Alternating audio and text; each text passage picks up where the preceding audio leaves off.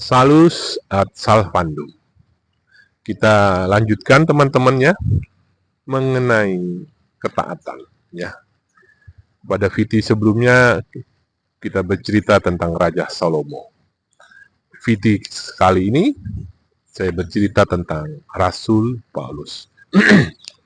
Pada awalnya Rasul Paulus adalah orang yang tidak taat kepada Allah.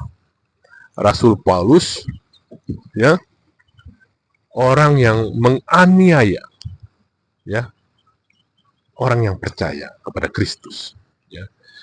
Awalnya jelek ya, apa yang ada dalam kehidupan Rasul Paulus.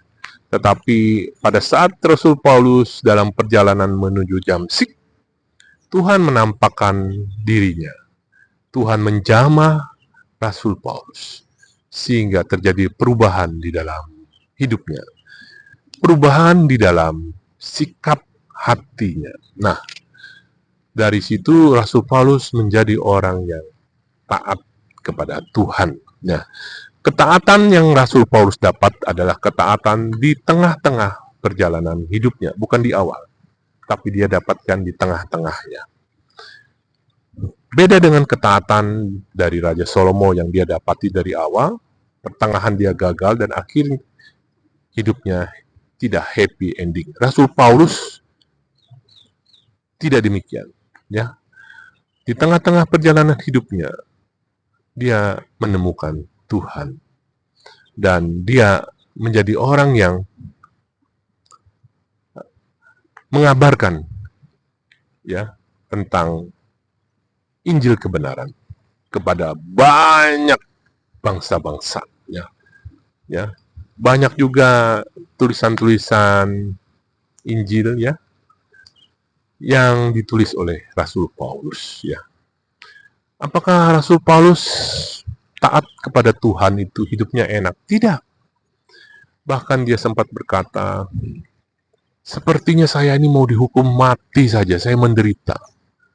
Tetapi apabila saya menderita di dalam Kristus, karena Kristus, bahkan sampai mati pun, ya, karena Kristus, oleh Kristus, bagi saya itu suatu keuntungan, suatu anugerah. Nah, ketaatan yang demikian, teman-teman, tidak mungkin bisa terjadi apabila ketaatan itu muncul akibat kekuatan, kemampuan, kehendak diri sendiri.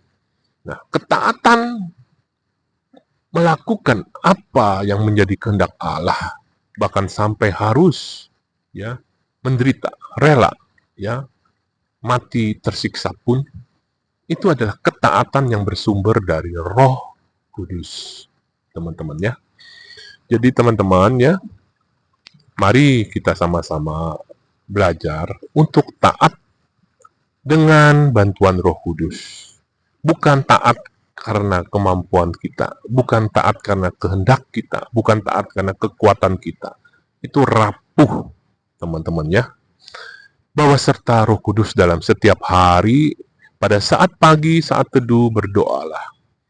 Ya Roh Kudus, berikanlah aku ketaatan yang berasal dari Engkau saja, bukan dari kehendakku, bukan dari kekuatanku. Aku mau taat sampai akhir bersama dengan Roh Kudus yang menyertai aku dalam perjalanan hidupku ini. Mau hidup senang, mau hidup susah, hidupku dibantu oleh Roh Kudus. Ya, ketaatan yang demikian akan berakhir happy ending, teman-teman ya. Sudahkah teman-teman membaca Alkitabnya hari ini?